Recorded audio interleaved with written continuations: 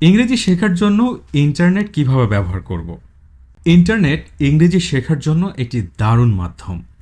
Duolingo, মেমরাইজ বা কুইজলেটের মতো app ব্যবহার করে নতুন নতুন শব্দ শিখতে পারেন, বিভিন্ন ধরনের সেন্টেন্স তৈরি করতে শিখতে পারেন। এছাড়া ইউটিউবে বিভিন্ন গ্রামার বা উচ্চারণের ভিডিও দেখতে পারেন। অনলাইন কোর্স বা ওয়েবসাইট থেকে শেখার জন্য একটা নির্দিষ্ট সময় আপনাকে বেছে নিতে হবে। এছাড়া একটা নির্দিষ্ট মানে শেখার টাইমলাইনও আপনাকে ঠিক করতে হবে যে আপনি ১ মাস শিখবেন, ৬ মাস শিখবেন বা এই ধরনের একটা টার্গেট নিয়ে আপনাকে শুরু করতে হবে।